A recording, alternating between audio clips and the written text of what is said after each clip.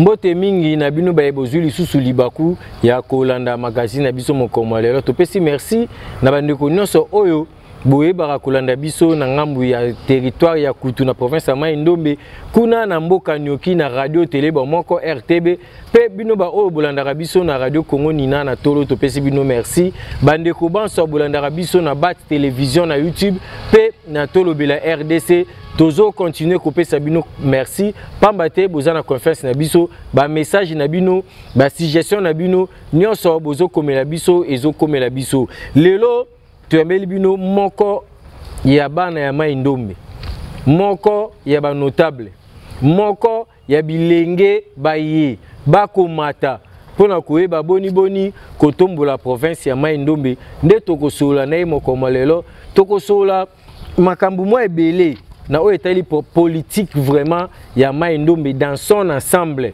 boni bato bakukufa na province ya Mai Ndombe na nzela ya mai boni maladie oyo ya monkeypox eye est-ce rentrée scolaire na province ya Mai Ndombe ekozala to ekozala te boni boyokani bomoko loboko esengeli kozala na province ya Mai Ndombe pote Mai Ndombe eba kotombwana ndeko oyo tuyambi mokoma lelo ngai na ko présenter bino ete kasi ye moko akoyeba komila kisepai na bino boyeba kombo na ye nani aza nani pe asalaka ndenge nini kasi azali bongo moko pe ya bapandisango ya mboka na biso Congo ndeko mbote na yo mbote na bandeko banso bazolanda biso ezali bongo wabino mwana mboka ndeko JCC Ntwanza mingi balinga obenga leader à Basonguer c'est parce que là j'avais imité une sœur aza niveau ya songi mo ya kosakana ti bon moi on a quatre émissions na imita sœur mo Noela Madinga tu la connais hein en fait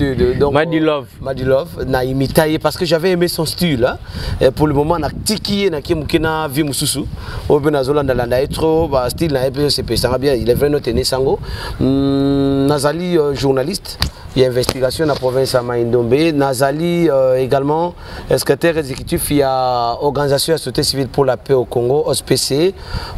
Nazali préfet d'une école de la place. Et bien, je suis attaché à certaines autorités de la province de Mai Ndombe pour dire aussi que Naza mon Mai Ndombe. Donc c'est pas trop. Je suis maintenant dans une école Oyo, il y a Mai Ndombe pour le développement. Donc Mai Ndombe Asika c'est mon école. Alors école Oyo Oyo qui bon mon abeta na beta libanga oui, je vais saluer les jeunes au cours de cette émission, mais rester dans Oyo qui bon na beta qui je le ferai pas. Parce que j'ai toujours dit, ils viendront mourir de foufou dans notre moulin. Donc, bateau, un jour, ils vont mourir de foufou dans le moulin. Je ne peux pas alors leur permettre le temps à tu fais l'église, le culte de Bakil, tu as bateau. Je le ferai pas. Moto Monique a fait Sanga Kwanga. Nali Ali Souti. Moto Monique a fait Sanga Sardine, Boukan. Je ne vais pas vanter les gens, je vante le développement de ma province. Alors, il faut que on a pédagogie de l'émission et ça l'importe trop bien. Merci, hein? Merci de nous avoir réussi. Voilà, Ezali Bongo, Maloba, Ndeko, JCI. Nabobandi, émission na biso lokola moko ya bayi société civile. Société civile ya Mai Ndombe. Eko tambwa lolenge kani.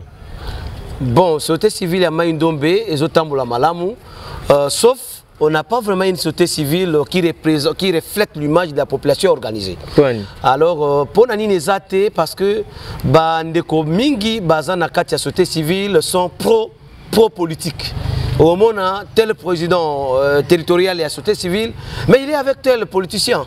Yene Moutaza peut-être représenté à Kouzou, il y a politicien Morosongolo, tel monsieur Azali dans la société civile force vive, mais il vit avec tel politicien au Moussouba Solana et tel Moussouba Solana. Raison pour laquelle tu vois une grande faiblesse dans le niveau de la société civile à Mai Ndombe. Pour le moment, tu ne vas pas me donner le nom d'un président provincial de la société civile de Mai Ndombe. Il n'est pas là, il n'existe pas.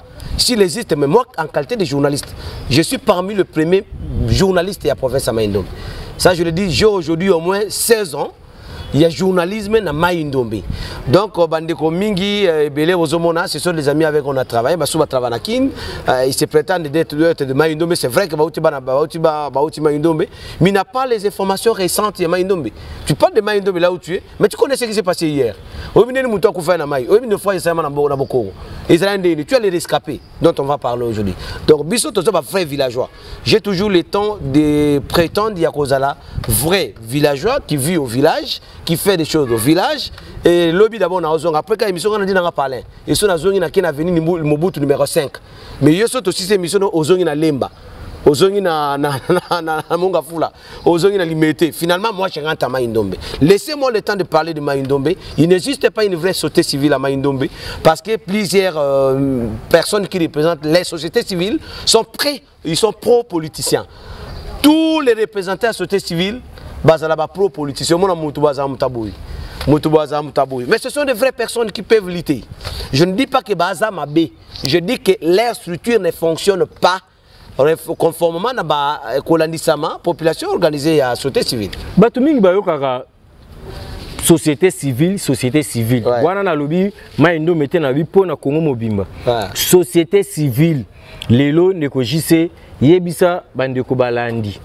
Société civile ezalaka nini pe musala nango eza nini. OK, très bien. Société civile eza nini? Société civile ezali population organisée. Yango babenga société civile. Na ngina yebisa batu lelo ba comprendre rôle ya société civile. Na koloba on a lingala moya mokuse. On a des députés provinciaux autoponaka. On a des députés nationaux autoponaka. Diminutif. Donc je voulais les diminutifs d'un député provincial, c'est la société civile. Donc la société civile, c'est la population organisée. Les représentants de la société civile sont les porte-parole de la population. Ils ont un mandat où il y a une structure, sangani. Nous avons peut-être la structure des femmes fortes, la structure des personnes vivant avec handicap. La structure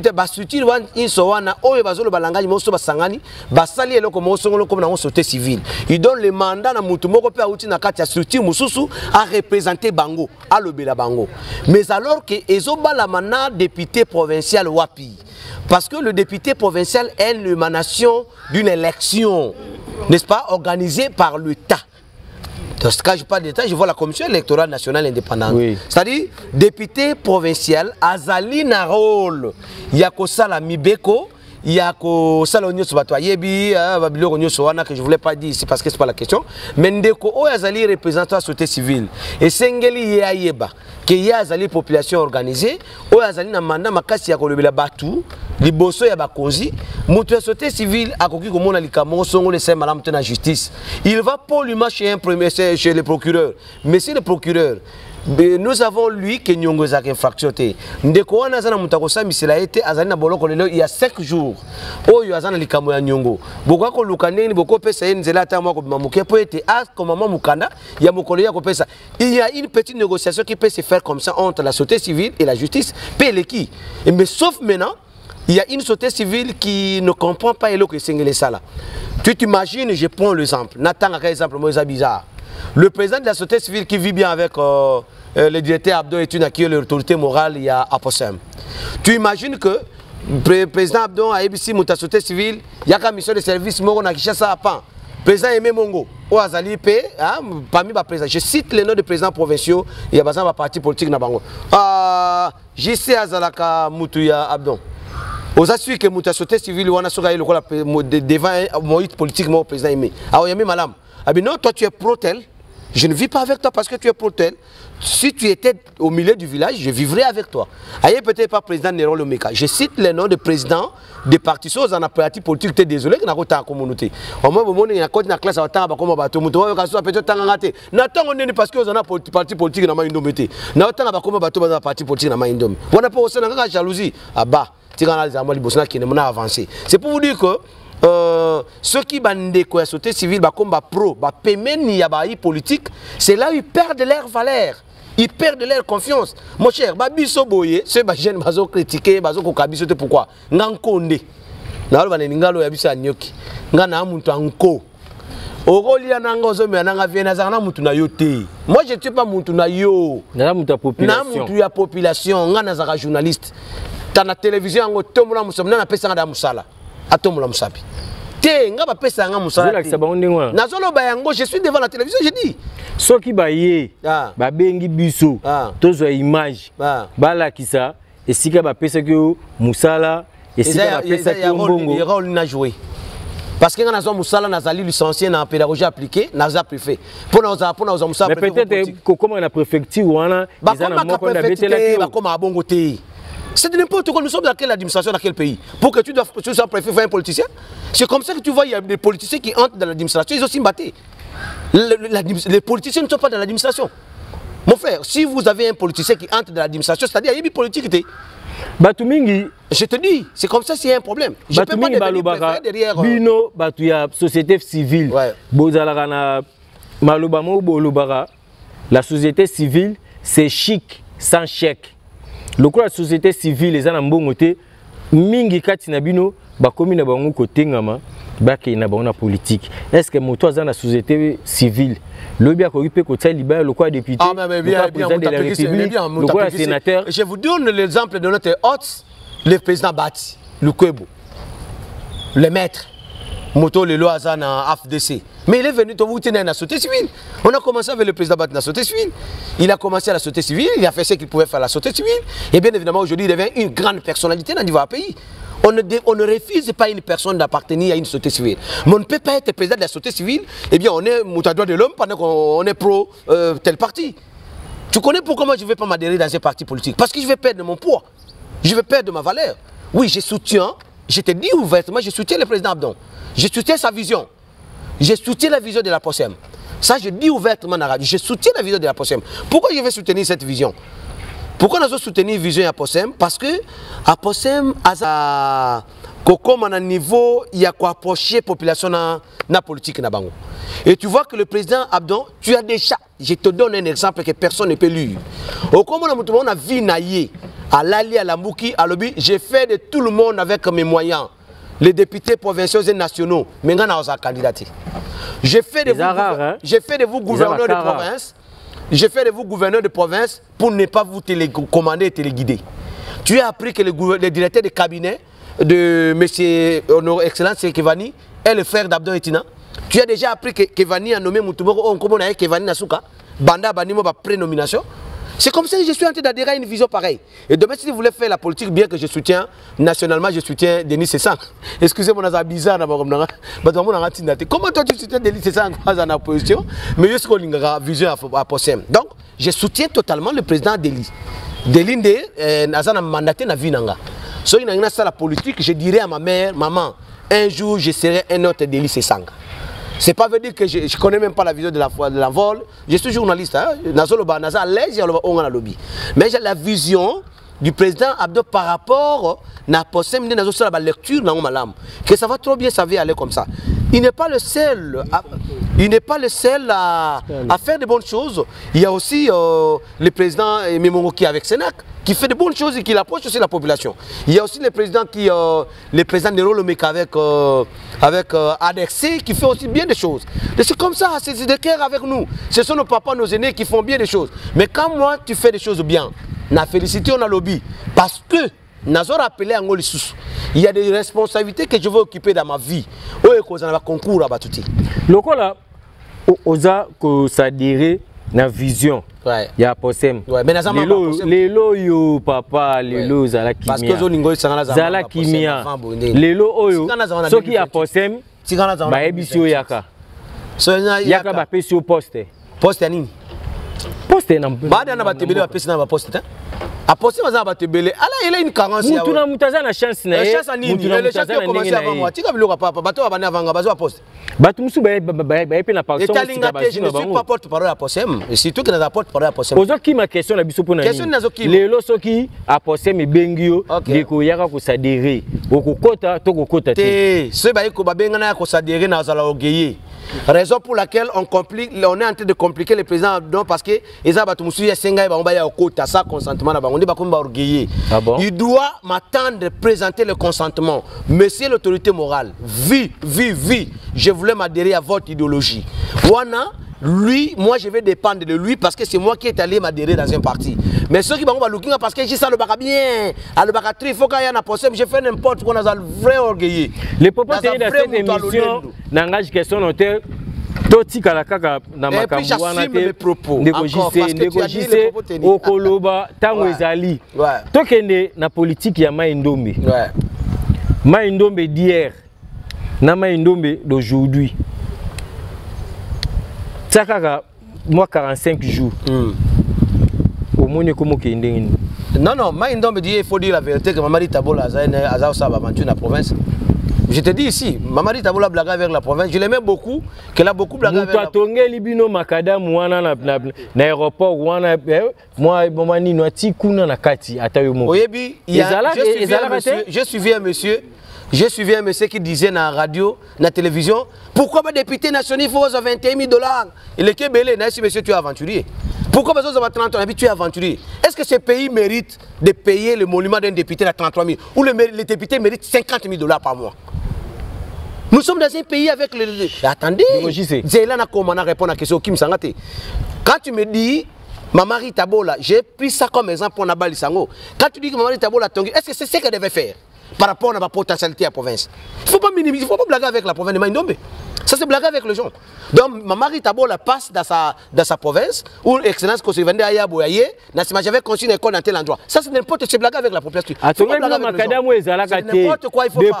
Depuis papa o bazalaka wana ya kala bazalaka wana batikala osala ngote bangobila basala ngote baputu basala ngote atongi makadam. Il y a un particulier comme honorable Chansar atongi ndako ya matériaux durables avec combien de niveaux na kutu.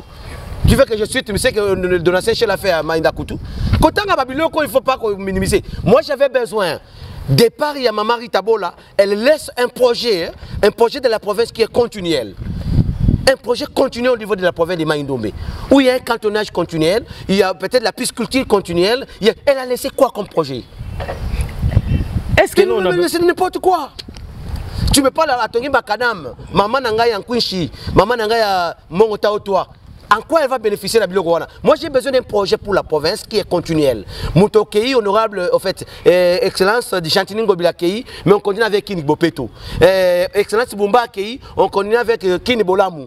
Excellence Rita Bolakei, on continue avec Ouatanga Kombo. Pesa te ça non a aussi Pesa Kombo. Au Pesa Kombo te toqué kasi tuna question sous. Natunio. Exact tuna question sous. Mama Rita Bola zaki wana. Ouais. Atelibino bamwinda na aéroport. Abungisi baba. To ça émission té. To ça va présenter ce qu'on a kokangote. Mais est-ce qu'il y a on a natuni. Na za porte parole. 45 jours o ezalaki. Na oyo bakoti lelo. Porte parole ya Mamadi. Excusez, porte parole ya Mamadi Rita. Ngana tino za porte parole ya mutite. Ancienne gouverneur. Natuni gouvernorat oyo uti kokende. Na gouvernorat ekoti. Au moins, est-ce que politique est bien, tu sais pourquoi on a combattu Kevani? On a combattu Kevani parce que on faisait déjà une étude en prolepse de ce qu'il sera. De ce qu'il sera, c'est comme ça qu'on l'a combattu. Kevani a été trop combattu parce que Nazo n'ingana pesa message mo. Osomo te bajene bele bakina inongo. Bajene bele bazana kin. Oh vianga sur la babe. Akaba monte gouverneur de c'est quelqu'un qui est venu courir. Moi je suis un peu trop sûr de ce monsieur. Pourquoi? Tout le monde attendait Bayambi apesi batomba sanga bomela. Alors viens, nous sommes dans l'hôpital papa. Moutazem c'est moi si yo. Nous sommes dans l'hôpital. Tout le monde attendait excellent de tozawa matanga mogezawa papa. C'est quoi ça? Nous sommes dans quelle province où les gens doivent descendre à niveau assez? Il y a combien de honorable? Oui, mais pourquoi les députés sont dans vacances parlementaires? Je partageais avec des députés. À lobby, moi je croyais que nous avons un problème de député, il y a Batou. Nous avons honorable Zoude, Akei, nous avons Kunda Bibembe, Namadjoko, n'importe honorable Zoude, Namamilanga, honorable Mamilanga. Batou, papa, yo mutoko takuna, yebise, babito, mon hôpital, moi c'est mon angabote na Césarine. De mon abote na Césarine, des charges à Zoude. Ma dossier, on va débrouiller. Finalement, je vous dis la vérité. Et j'assume mes propos devant la télévision. Kevani, c'est un jeune homme, c'est un gouverneur qui il ne va pas travailler sur 10, il ne va pas faire 8. Mais c'est quelqu'un qui amène 4% de réussite à Mai Ndombe. Mais, Naza de l'université, Naza dit ma peine que à retravailler librement. Ponani. parce que ils ont batumoko ba oseklapina na ndenge na yete. Donc na maindo miwana boyokani ezate, loboko ezate, bomoko ezate. Maindo bomoko ezate pourquoi? Batu banso baye bayaka na mabolamu na maindombe basaka mal compris par batuka ya maindombe. Moi je suis trop sûr que Excellence qui est venu avec ce imaginez-vous mutauti moi je nazo ka langage oyo qui vani biso to moni passe na ye. Je voulais corriger ça ici à la télévision. Biso to moni passe na ke vani le lobo obenga na téléphone bon moni passe na ndini. Moi je voulais explique-moi quand même tu es journaliste. Biso to souffrir na ye, bo souffrir na ye ndenge nini. Mais peut-être babanana e kala na baliti yango ya ba politique yango. Pour faire quoi? Babanana nini pour faire quoi? Peut-être ba PCP ba mbongo mususu pour lui là comme place ça. OK, peut-être il y a un hasard que c'est le PCP. Moi je pense que si tu es de la POSEM, aux alliés à POSEM que vous avez un gouverneur, il faut que banako yimbaka, on a reçu un gouverneur to banane ne va pas si banale le kutu, il n'a même pas encore son gouvernement n'est même pas encore investi. C'est quoi ça? C'est quoi ça?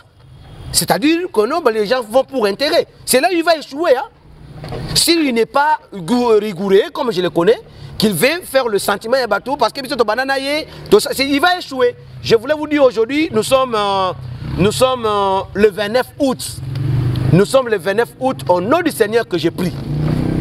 Je suis parmi ceux qui parlent bien avec le gouverneur. Banda qui est venu comme gouverneur le 29 août. So na kosi aller à la télévision lo. Au single audience à Yamba. Na single audience parce que moi j'étais à Nyoki, nazo sama kamnanga, il faut na la na inongo, excellence c'est que ça remise dans la na inongo, excellence quelque chose na. Moi je suis venu pour représenter la jeunesse. Il fallait faire quoi? Si me nomme dans un poste que je mérite parce que nazam penatanga classe, je vais récupérer, je vais travailler pour l'intérêt de la province. Si me nomme pas, je passerai par la radio pour dire que besoin tous anaye. C'est ce que je veux pas. Sinon il peut travailler avec les amis de Sénalc, il peut travailler avec les amis de la CP, il peut travailler avec tout le monde qui a une compétence. Et c'est normal. Nous sommes à la démocratie. Et Batu ACP va voter pour Nayete, Batu Sénat va voter pour Nayete, mais il peut travailler avec ce genre. C'est pas. Il faut signaler que le gouverneur Azalaka, il y a clan Mougoté. Non, c'est pas d'abord. C'est pas d'abord mon émission lui-même avait déjà dit ça. Premier mot Naye na interview le bayango. Et cela veut dire que c'est que moi je vais, Batu va comprendre qu'on doit laisser le temps. Si lui-même, le patriarche, le papa de tous les papas, soif de servir les autres, l'homme avec double cœur, Abdon et Tina les Moutou, c'est donc le courage à côté Kakevani, nommé directeur cabinet Oyolingi, nommé Moutou Oyolingi. En quoi yo? Tu as fait quoi? Tu étais député qui a donné une voix? Maloba ya liboso ya ndeko gouverneur Kevani tango akomaki na Maindombe maloba ya liboso oyo ya bimisaki na population ya Maindombe toyoka ebongo to continuer mission na biso. Voilà, maloba ana ndeko sunga biso to comprendre que gouverneur aloba iboye et puis batumi baso maloba ana ba comme ça bolam pona bango très important. C'est très important. Voilà. Merci l'ingénieur Patrick Kitoko na bilili Kitoko oti ko laksa biso ndeko JC. Ouais.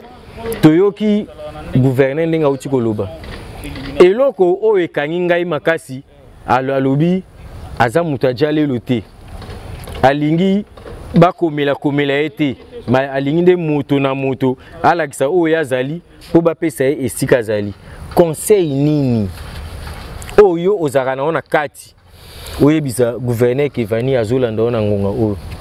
Bon, les conseils SL les am kousé na conseiller Makasi a été parce qu'il est déjà conseiller dans son interne.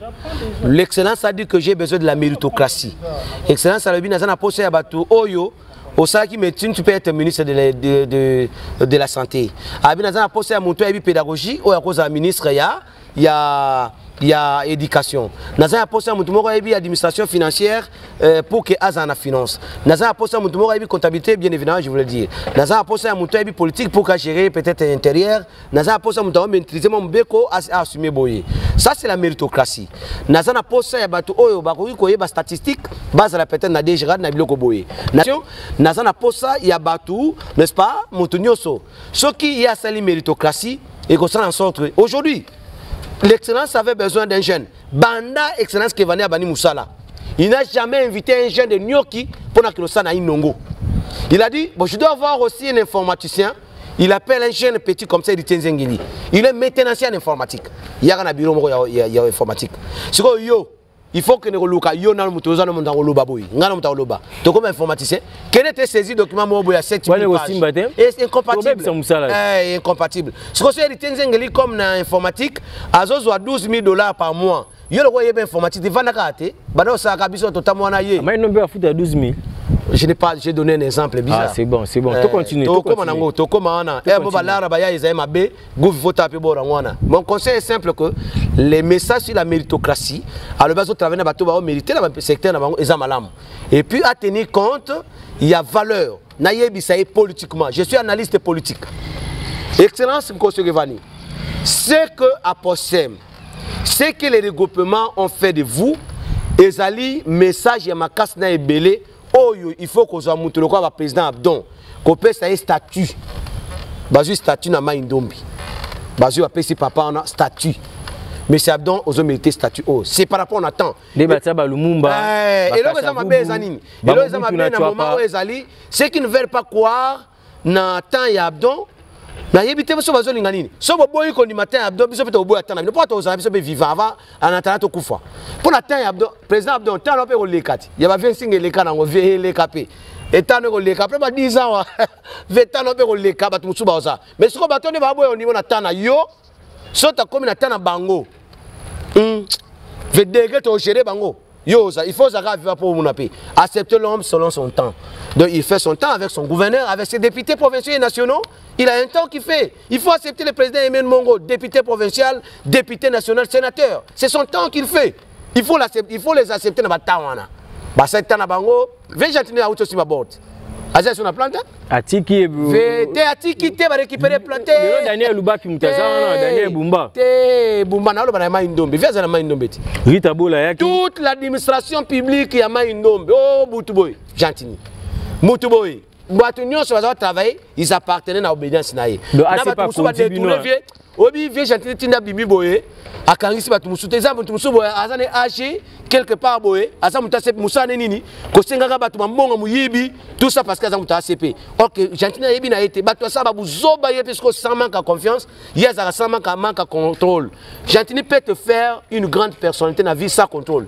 A commission peut mutumune na vie so a contrôle n'était. Ah la na peut ta sengeloté. Opération de tout est pas les alaté. Ce que degré va travailler de sévère viona. Est-ce que vieille bagatu minga tavana baba de sévaille? Na occupé histoire be tinde ba vider na mère au na suka. Na éviter je n'assume pas mes propos trop parce que nazo confirmer ôté. Il semble que na mère cop na suka simba épité. Je n'entre pas dans ça mais il semble. Toyoki tenga na lobby la. Donc yango awa tolubaka soko zolanda biso zwabi kina papier. Comment po makambo to bimisaka awa. Eza makambo oyo ekosala malobi pe esala makape esi esalami déjà ndeko jise problème moko bana Congo mobimba bazolela na province ya Mai-Ndombe. Ouais. Surtout makambo etali nzela lelo Mai-Ndombe nzela botika nango ezaka moko mai nzela ya mai. Ouais. Kasi na mai yango toko bungisa bayi mabota na biso na ndenge moko ya kosakana te eza pona nini. Bon, eza pona bilima baleke belé na mai. Excusez. To nini? Je suis en train de j'ai mené une étude na mené étude moko na cigarette ba komi na cigarette fumer est préjudiciable à la santé. Nazo mené étude ya koyeba texte wana. Ou bien c'est pas moi qui ai bien compris le français ou ba komi na fumer est préjudiciable à la santé ou bien batu ba komi mais ba on ba yebelo ba comité ba komeli batu que fumer est préjudiciable à la santé komela eza kobo manzoto na yo ba ye koyebisa batu que mutu nyonso oya kozwa elenge mwasi oya yebi ete bo sanction na koyeba komi batela te okozwa bokono ya sida to penini mais les jeunes garçons sont en train de courir derrière les jeunes filles sans préservatif. Bon dans mituna sida oyo bato azozwa wana ezanko eza kanai maladie oyo bato azozwa na komela cigarette eza nini. Mon frère, on nous dit la navigation nocturne est strictement interdite. Baebisi batukokotambo na butu na balanière na biloko nyoso. Je ne connais pas une balanière na Mai-Ndombe o esala accident na moi. Soki na yebi yango, je ne maîtrise pas encore les noms. Comme il se va annoncer dans la prochaine émission. Je ne connais pas une balanière na Mai-Ndombe oyo esala accident na moi. Tous les accidents que nous connaissons au niveau de Maïndombe, et ça sera toujours Nabutu. Le président de la République, tu vas mépris, le président de la République, Abimisi Mayamiso, a Sengi Day National, naufrage Salamaki. Le gouvernement central via ministère des Affaires sociales, Abimisi Mbongo pour indemniser Mouchi.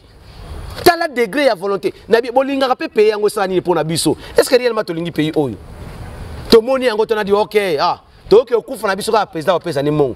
Tu peux bloquer à 21h. Bo démarrer, bo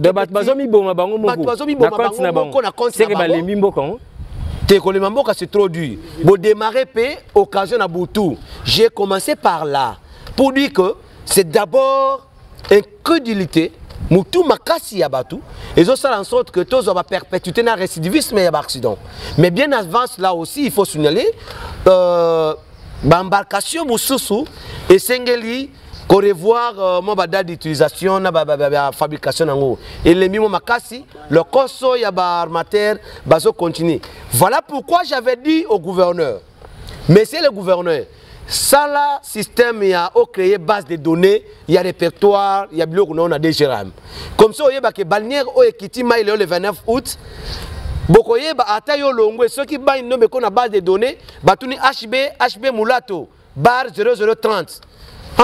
Créé en 1900 à 2024 le 9 et Ekita mail datiboy. Ata gouverneur Mousso à longwe.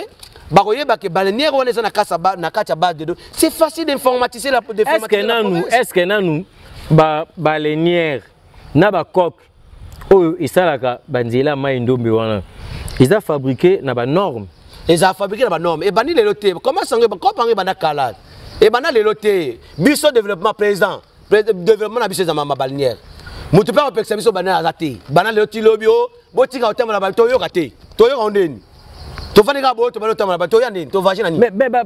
est-ce que Moïse a été passé le nous bateau président ou Sengeli? Non non Tola nana nous honorable Abdo Etina a fait un message par rapport à nos frères et Salami. Ceux qui a fait ça c'est là on maloba. On appelle ça maloba. On appelle maloba pas maloba nao. Ceux qui président a fait un message, il y a bateau zoya. Tikato sukawal to le vélo mususu parce que zoya. Quand ça sera présent, on va en parler. Après ce message, ba famille c'est un très bon message que j'avais aimé. J'avais vraiment aimé son message. J'avais aimé son message. Message après, très bien. J'avais aimé ce message.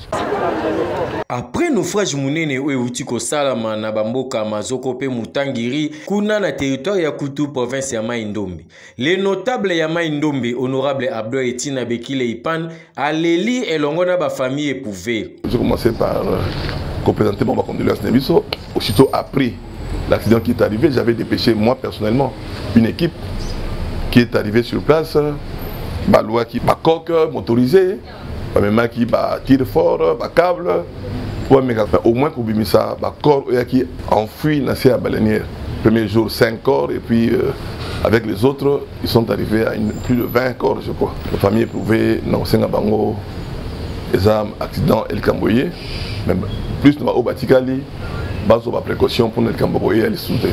Lokola naufrage oyo ezako se répéter nini okosenga na batu batali trafic fluvial pe ba armateur nyonso. Oyo nazo condamner ba armateur mingi ezali nini? Parce que au moins côté ba gilet de sauvetage na batu nyonso tout. Comment voulez-vous voyager dans risque à Bongo batu bazon na gilet de sauvetage et puis population oui bango moko c'est vrai nous avons dit que un ventre affamé n'a point d'oreille. Mais pourquoi prendre un tel risque? Ce que vous dites que gilet de sauvetage dans Boka pour ça dans votre cher. Ata bidon à maille oyoyo. Bokangi bouchon. Si vous voyagez, vous avez beaucoup. Et vous connaissez yo. Vous condamné mingi ba autorité à l'état oyo bazali chargé pour ça la contrôle bloqué. Commissaire fluvial azopé sa autorisation à naviguer à 18h. Vous dites que à 18h pour na longo à 18h à naviguer na Boutou alors que la navigation nocturne est interdite. Ba marin au bateau la patrouille. Bon moni moto na Boutou za ko naviguer. Ole bokanga ebo sanctionner à solo. Aux humains on a ça les boko lekisi. Ya pasi mingi. Et bon au gouvernement provincial ya Maïndombe bazolo banini pona kosilisa makambo yo. Nzambe merci. Tout celui qui na gouverneur de la Sika la province, à lobby priorité na yezali que à ça la société de transport au niveau provincial pour nous desservir dans nos bateaux dans un premier temps. Parce qu'il est impossible aujourd'hui à interdire complètement la navigation balnéaire alors que les solutions palliatives sont alitées. Nous avons encouragé Mingi, le gouverneur Nabiso, l'initiative à lobby, à desservir Maïndombe, na moyen de transport moko oyo province à Kotia. Tout ce que nous avons fait makoki pour nous ça oyo azokanisa. Merci Mingi.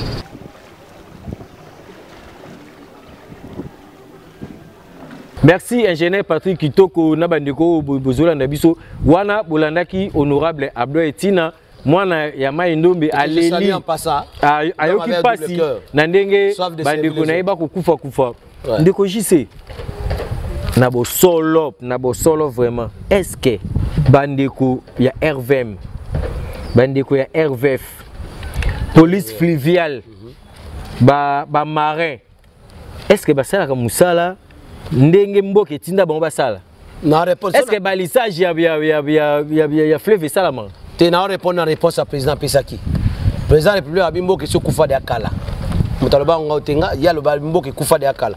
Mon frère, la province de Maïndombe avait besoin d'un gouverneur qui s'appelait Nkoso Kevani qui sera remplacé après 5 ans par un autre gouverneur. J'assume bien mes propos. La province de Maïndombe avait besoin d'un monsieur qui amènerait la pédagogie de l'administration qui s'appelle Nkoso Kevani les bons, qui sera remplacé par un autre gouverneur Nathan Nayi. Mais pour le moment, je ne vais pas émettre trop de commentaires quant à ça. Excellence, monsieur le gouverneur, nous avons besoin de vous. Vous êtes homme du terrain, le seul député, le seul député, parmi les députés, vous connaissez bien la province, travaillez en unité avec les députés provinciaux, travaillez en unité avec vos territoriaux pour que tous la pédagogie et l'administration de la province. Il n'y aura pas une solution. J'ai besoin que le gouverneur de la province puisse descendre, même à niveau assez chaud de localité, pour que à palper des doigts, vraie réalité à la province, on aura un développement. Après 100 jours, nous allons encore donner 100 jours pour parler de notre Maïndombe. Moi, je passerai encore ici pour vous dire, Oyoki pédagogie et administration. Après nos phrases, bandeko bakitaki na terrain. Ouais. Bakutani na ba rescapé. Bato bazalaki na kati wana bayoki bamoni le banga moko eza bande côté tant nazo kende ndeko parce que ngolo ba ndeko c'est na bwana ba bato bazu image nanga ba député provinciaux ba komaki na place député provincial Zoude député national maman mami langa na député national honorable Venay Bouli ba komaki na place mais bato ba sona rescapé nga ingénieur Patrick Kitoko bato ba yiba ke mission katela bango parti ba kela bango na TikTok po ba mi côté là ba mi zoler na bango po biso moko to ko katela bino na place ba continue ndeko. C'est-à-dire que je voulais vous dire ceci, mutakita na terrain pona ko sona ba rescapé na zanga mo soki o sona 4 rescapés ngana sona plus de 50 rescapés. Image yango na bazomona image oyo ba rescapé bazo senga na président de la République. Et ici je suis devant des milliers de personnes. Na kita na place oyo ba rescapé bazali. J'ai des contacts ceux qui ba pesa aide humanitaire na makambo oyo. Mutali boso ba komona pour que na yebisa bango ndaku na porte ya mutu ya inongo. Parmi les rescapés, il y a quelqu'un d'Inongo qui est allé dans le quartier, quartier Moka Inongo, comme on a dit, est-ce que Moutayebi, c'est là, vérité, Moutayebi, maman Nadine, na quartier Mpongo, Komoriko, na Komoriko, Ayebi, en référence, papa ou yaouti okufa mususu ya moto wana. Moutayebi na Popombo. Mboka ya président ya assemblée. Moutayebi garçon Jodé Botike. Ayebi place ya Zalina référence à Ndakuna Bango. Je suis parmi les seuls journalistes. Oya comme na terrain, na vu les rescapés les plus éloignés. Yoka image ya garçon oya matete. Yoka garçon oya vana commune. Ana kini a. Ndeko Patrick, ça pena sona e. Yoka ne ba garçon, yoka ne ba Congo. au bazana na kati ya balenière bankundu au bazana na kati ya balenière balobi basakato bazana na kati ya balenière balobi. C'est pour vous dire que muntazana image azate ce que ça va kata partie bateka biso to sala ba musala bateka ba musala o ba partie bozo buna nango muta ko sala ngazata. Donc bango ba commencer que monsieur l'équipe ba partie ya malonga ba teki ba zuna bango. La vraie réalité bana lelo na tika modode nazotika modode oyo nazotika aucun, et je dis aucun, mutu nyoso oyo alinga lobela mai ndombe, mutu nyoso oyo alinga lobela mai ndombe aya ko senga permission na ba garçon na bato oyo bandaku na bango eza na mai ndombe balala na mai ndombe balamuka na mai ndombe. Si tu vis à Kin, tu veux parler de mai ndombe kitana na nyoki kitana na kutu kitana boko bandela eloko ezape na bandeko mususu aza originaire ya mai ndombe. Non, aza originaire ya mai ndombe, aza originaire ya mai ndombe alobi la place ya Vandeli. On n'est pas originaire de mai ndombe. Na lobi boye, je voulais donner un message à tous ceux qui écoutent ma émission bino salaka. Oye au côté ma image. Alors je sais, tina ma borbo na sa boy. Tu commences à parler de mai ndombe na télévision. Et n'importe quoi, aventure. Pure et simple une aventure. On ne peut pas parler de Maïndom. Depuis qu'on peut enseigner la mathématique à Jonas, pendant qu'on ne connaît pas Jonas. Pour enseigner la mathématique à Jonas, il faut connaître Jonas. Pour parler de Maïndom, il faut connaître Maïndom avec sa récente réalité. Comment tu peux parler de Maïndom parce qu'on t'envoie les éléments et que tu ne peux pas décortiquer. Motunyoso alinga lobela Maïndom. Na Kishasa, na Poto, descend à Maïndom. Va construire à Maïndom, reste à Maïndom. Tu peux même contredire ton émission. Quand tu vas le contredire, moi je serai déjà à Nyoki. Moi je suis à Nyoki, avenue Mobutu numéro 5. Toi tu es à Kinshasa, au Laliti, au Kessama politique, tu vas dire, tu vas dire quoi à Maïndom? Tu vas dire quoi à Maïndom? Au niveau 5 sabat, tu vas seulement Mbongo, n'importe quoi. Ne les recevez pas au nom de Maïndom. Biso toi na Maïndom, tozo souffrir na Maïndom, tozo bon ça va balabala, tozo sale bango. Bisika ba maman na bango, ba tata na bango, ba noko na ba yaye ba souffrir. Ya na Maïndom. Et ici c'est prétendre pour rien. Ceux qui veulent, ceux qui aiment les Maïndombe, venez à Maïndombe. Venez construire à Maïndombe. Mangez avec nous les Bingondo. Oui, c'est vrai que nous avons des représentants. On n'a que 3 représentants que les Maïndombe a envoyés. Le Maïndombe a envoyé 3 députés nationaux. Député honorable Vena Sibouli, honorable Mami Langa et honorable Dacio. Ils sont Nama Bena Bango, Bayeba Moussala, Bayeba Koloba français, Bayeba Koloba anglais. Ce sont nos élus. Nous les acceptons de par leur faiblesse, de par leur force. Ils sont nos élus. Si tu veux faire la politique, des sorties médiatiques, viens les faire dans Maïndombe. Total Abatuyoko Sangisa, Pebakolano, on a place ni pour le Maïndombe. Tu es à qui nous Sangisi Batumo, on a $1000, au bien mouvement Moboé. De quoi ça? C'est quoi ça? Évitez ça. Évitez ça, c'est un sabotage. Se blaguer avec le gens de Maïndombe. Le Maïndombe a des gens compétents, il a des journalistes, il a des jeunes qui peuvent valablement parler de Maïndombe, qui palpent bien la réalité de Maïndombe. Oyebi placiser le bimis de l'Anyoki. Placiser le bimis Oyebi. Oyebi le les gars Mabala. Oyebi mon amour sur ma violence qui n'a pas 30 garçons. Ne va pas penser évangile. Oyebi, c'était comment? Oyebi vous connaissez Mak. Oyebi Moutou Obalana va policier Balani na Maï quoi na Maï. Akufi. Ou bien Yoki on a histoire. Si tu veux parler de Maïndombe, descends faire passer tes émissions à Maïndombe. C'est pas veut dire que nous comment l'arme pour navire Lingeti. Ah ça va bien, pour navire venir langa ça va bien, vie abdan ça va bien, vie même on ça va bien. Au beta ma maman Maïndombe n'importe quoi. Si tu as besoin de parler de Maïndombe, il y a na Maïndombe. Comme ça on va te comprendre. De Gojisa lobby, soko lingo lobi la Maïndombe, zonga na Maïndombe. O nazara na tolo, zonga na tolo. Nazara na Bobo Seka, Bobo Paris. O na Kutumunke. Voilà. Na Mutangiri na le roi na Kin parce que ba chaîne aux amis na Kin na mboka ezate. Il est vrai que bisopi photo personnellement Valérie ya Maïndombe na ba chaîne na Kinshasa. Mais c'est aussi que le bozo na Maïndombe.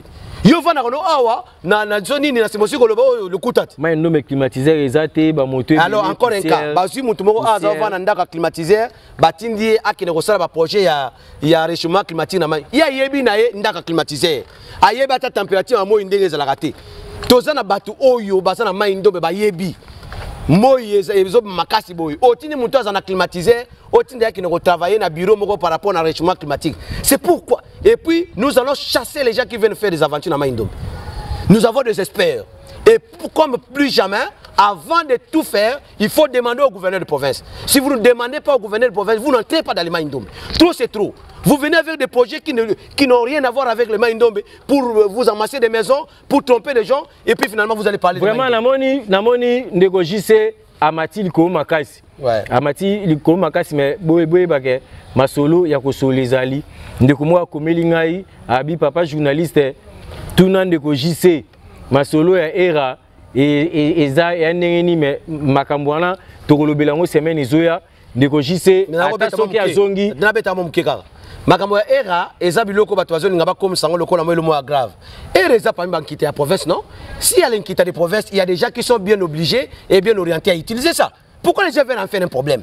Era makambo. Mais non, era makambo ça dit quoi? Ça doit être un problème.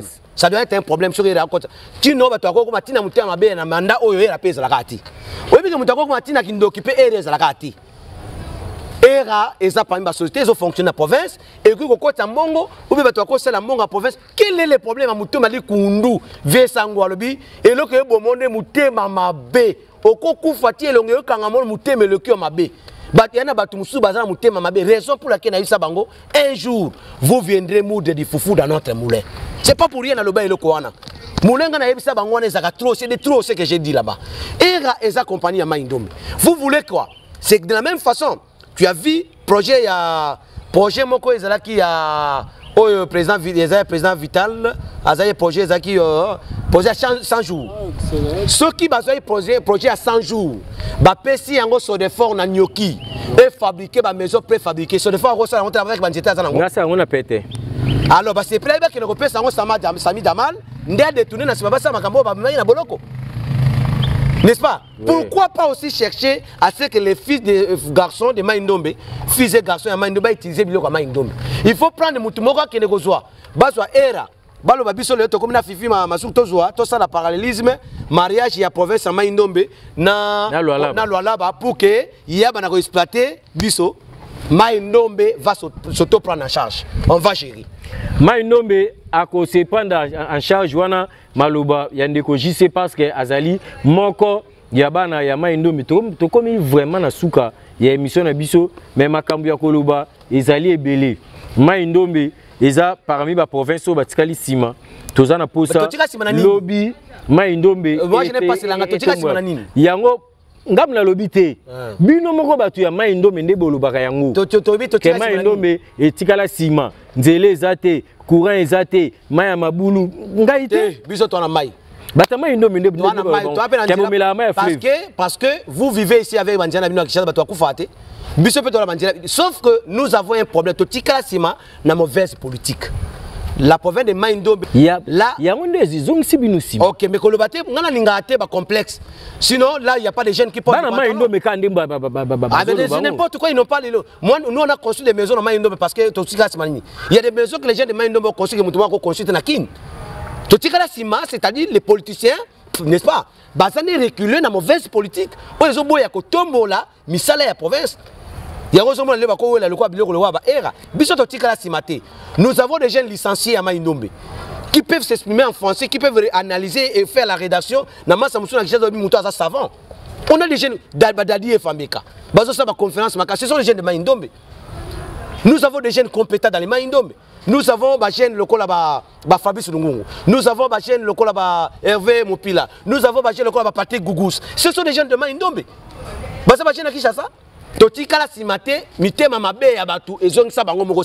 Nous on avance. Nous avons un jeune gouverneur qui peut faire la différence. Nous avons des jeunes comme des Zoudé. C'est un entrepreneur. Il travaille. Je vais passer le langage. Il y a qui peut avoir la maison construite par Honorable Chassar. Politique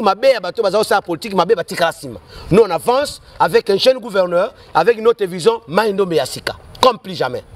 C'est fini. Maindombe Yassika, comme plus jamais, nde eloko oyo bana Maindombe sengeli bolata pour province ya Maindombe et mata toujours liboso bandeko oyo tozo luka to tia bakal. Voilà. Pour province ya Maindombe et kende liboso te toyeba ke tozana ba famille, tozana bana, tozana ba koko o ba koya sima na biso. Il faut biso o tozo kende to tikela bango eloko mo ya malunga. Comme pour le moment, le muta remplacer Norbert Basengizi. Le premier président de la CENI. N'est-ce pas? Le premier président de la CENI. C'est honorable Bienvenu Langa. Comment on a la province, deuxième personnalité à CENI, Batik Lassima. Donatien Cholet. Nous avons des grandes personnalités. Il y a une émission à Bisso, Ndeko JC, moi Liloba, une minute, pour ça, moi Liloba Souka, après, Toto Chité pour la monétisation. Bon, Malobananga Souka Ezali, Batnyo Sobatanga, Jérémie chapitre 22, verset 13. Comment pasteur? Naza pasteur, te menazo lingana, tindika Batnyo Sobazoli Ambonga Bansenya Maïndombe. Bak en enfer. Bandira. Nabi, Jérémie chapitre 22, verset 13. Jérémie chapitre 22, verset 13. Donc, Batnyo Sobazolia Mbongo, salaire ya enseignant Maïndombe. Bo sali yango boye. Bo tale ko bino sali. Bo lia un mois salaire ya enseignant. Sikoyo, moi, il y a mai, bo futa en juin. Moi, il y a juin, bo futa en juillet. Moi, il y a juillet, bo futa en août. Moi, il y a août, bo futa en c'est un tembe. Est-ce que vous foutez moi de juillet? Août, vous foutez moi de juillet. Ce tembe, na suis sur radio émission en haut. Na août, vous foutez abisso, na septembre, vous foutez août. C'est trop fort. Alors, bateau azoli Mongoana, vous avez que Vani qui est devant vous. Bon, menacez, il aura le soutien de la population. Vous avez l'honorable Gougous, vous avez l'honorable bienvenu Mami Langa, Zoudé, tous les députés. Honorable Das, tous les députés sont derrière ça. Et il y a un mouibi moko à côté de notre dossier. Honorable député encore nani. Dieu moko à côté de ma mouibi à Mongo. Viens on nani comme on est ça comme on est nani. Viens nani zela. Mais si on mutu moko comme on est nani zela zela. Mutu wa baba ça comme na kata ma mouibi yo. Pourquoi mi be ko soke fuma mi boye. Et ça kamabe. Non non. Non non, j'ai vu tellement parce que et ça na mutu moko à derrière ma kamboy. Au lieu à Mongo. Ozana cop mobo ça na bateau tika ngana revese yo tika so tikite batu moko ba publier comme le ezangate so ba publier ba ezanga mna lobaki na suka wana. Merci mingi ndeko JC tozaki na sengo ya koyamba yo mbala ya liboso na plateau na biso menebi ke eza mbala ya suka te pense que ba message ezokota bandeko ba komi message mais moyen totanga ba message na bino no sezate boko mela biso na WhatsApp boko mela biso na message normal biso tozawana po na bino togoye ba toujours kosala makambo oyo bino bozoye ba kolokolo ba na biso. Merci na honorable Mami Ilanga, merci na Abdo Etina Bekile Ipan, merci na ba papa nyonso ba tata nyonso ba mama ba noko nyonso ya Maïndombe. Ingénieur Patrick Kitoko Dipro na biso Eti Kapena Papa Nerol Omeka RTB Radio Télé Bomoko bino nyonso vie moko zobosa tanga zobosa tanga vie wana tanga ba vie oyo pesa mbote na Thierry Mosenempo 097 74 83 724 097 74 83 724. On a besoin affiché wana na senga na réalisateur beta pe mani miona ngeza mo affiché pe bien pour que ça continue kolanda Centrale Télévision Bolanda Bat TV 03 Bolanda RDC donc na peso ambo tebele ndeka ezalaka PCA le patron on a patron le patron hein. L'homme avec la beauté de 4 personnes mélangées. Donc, Etika Pena, moi, Dipro. Merci, moi, je vous salue, Dipro. Merci beaucoup, Papa Verlin. On est ensemble, la cité du chef. On est ensemble. Merci. Semaine prochaine. C'est bon.